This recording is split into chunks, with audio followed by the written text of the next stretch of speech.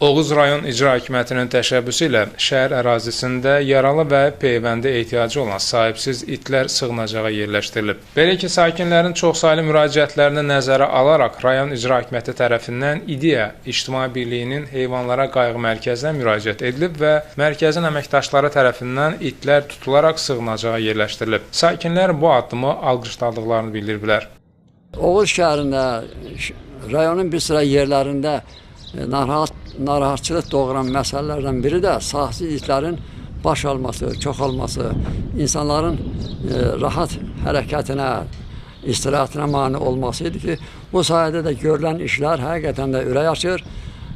Rayon icra hakimiyyətinin rəhbərliyi sayəsində artıq sahibsiz itlər götürülüb, zərərsizləşdirilir. Yiyəsiz, sahibsiz itlərin yığılması sağlamlığın nəzərdə alaraq bu təşəbbüs irəli sürülmüşdür.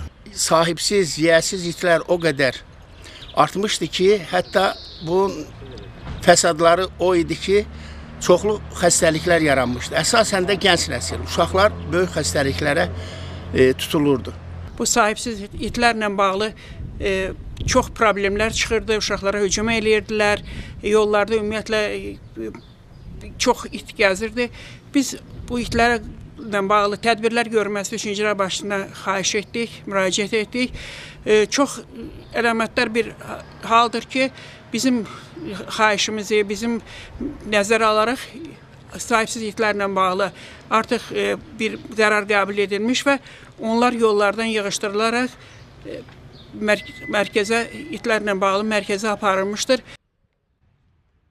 Sakinlərin sözlərinə görə sahibsiz itlər səhərin erkən saatlarında, xüsusən də məktəblərin dərsə getdiyi zaman sürü şəklində gəzərək qorxuya səbəb olurdu. Havanın qaranlıq vaxtında isə itlər daha da təhlükəyə çevrilirdi. Sahibsiz heyvanların sayının çoxalması bu istiqamətdə müvafiq addımların atılmasını zəruri edirdi. Belə heyvanların sayının artımı və onlara lazımi qayğının göstərilməməsi, xüsusilə sahibsiz itlərin vaxtında peyvəndlənməməsi ərazidə bir çox ekoloji və sanitar problemlərin yaranmasına səbəb olurdu. Artıq Oğuzda bu problemin aradan qaldırılmasına başlanılıb. Vətəndaşların çoxsaylı müraciətlərini nəzərə alaraq şəhər ərazisində xəstə, yaralı, peyvəndlənməyə ehtiyacı olan sahibsiz itlər İDEA İctimai Birliyinin heyvanlara qayğı mərkəzinin əməkdaşları tərəfindən tutularaq sığınacaqlara yerləşdirilmişlər. Onu da qeyd edim ki, tədbirin davamı olaraq rayon ərazisində ayrılmış yerdə sahibsiz itlərə sığınacağın yaxın zamanlarda tikilib istifadəyə veriləcəkdir. Tədbirlər nəticəsində 150-yə yaxın sahibsiz it, xəstə, yaralı it sığınacaqlara yerləşdirilmişdir.